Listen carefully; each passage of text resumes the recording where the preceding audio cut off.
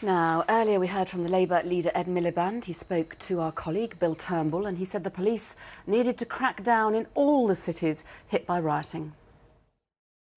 The priority is to build on what happened in London last night, the fact that there wasn't the kind of trouble we'd seen in the previous few days, and make sure that we have that firm policing response in Manchester and elsewhere. I'm going to be going up to Manchester to see for myself what happened and to hear from the police about the response that they're putting forward. But I think the priority at this point is one overriding priority, and that is public safety and public security and restoring order on our streets. How long do you think you can keep 16,000 police officers on the streets of London for, and in such presence elsewhere in Britain? Well, as long as it takes, Bill. As long as it takes. Because, you know, the first priority of any government has to be to make sure that citizens can walk about their streets freely, don't feel fearful in their homes. And that hasn't been happening in the past few days. And so, you know, in this kind of situation, the overriding priority has to be to say, look, we'll give the kind of policing response that is necessary to restore order. And that's what I think the government needs to be doing. Government having to react very quickly because events taking place Sure. very quickly. I mean, the first disturbances didn't take place till Saturday over the weekend. Do you think that they could have reacted any more quickly than they Well, have? look, I'm not going to engage in sort of 2020 hindsight at the moment. Look, the fact is there was an increased police presence last night.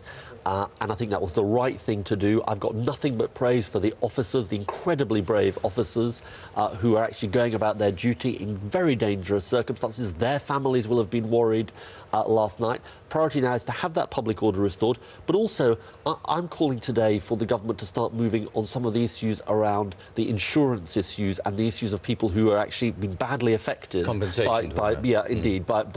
what happened. Two things need to happen. First of all, fast-track insurance, as we saw in the floods, for example, of 2007, so that the insurance companies get the payouts done quickly so people can start to rebuild.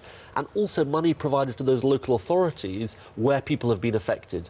Because for small businesses, often very vulnerable businesses, for families who've lost their homes, they need that reassurance that the rebuilding can start. Harriet Harman, Deputy Leader of your party, said on Newsnight that there's a sense young people feel they're not being listened to. Not to justify the violence, but when you've got the trebling of tuition fees, she talks about jobs being cut, youth unemployment rising, shutting the job centre in Camberwell. Is this thieving really got anything to do with university tuition fees? No, what Harriet was saying was one thing, and that's one thing that's very clear. There is no excuse for the violence and the vandalism we have seen. Now, there will come a point when public order is restored that we've got to look at some of the underlying causes of what means that we're a society where individuals, men and women, as you said, think they can go out and conduct the kind of criminal behaviour there is. Here's my view about this bill. The causes are not simple, they're complex. They're everything from parenting to the gang violence that we've seen well before these events of the last few days. Two issues of hope and aspiration for our young people. We've got to look at all those issues. And that was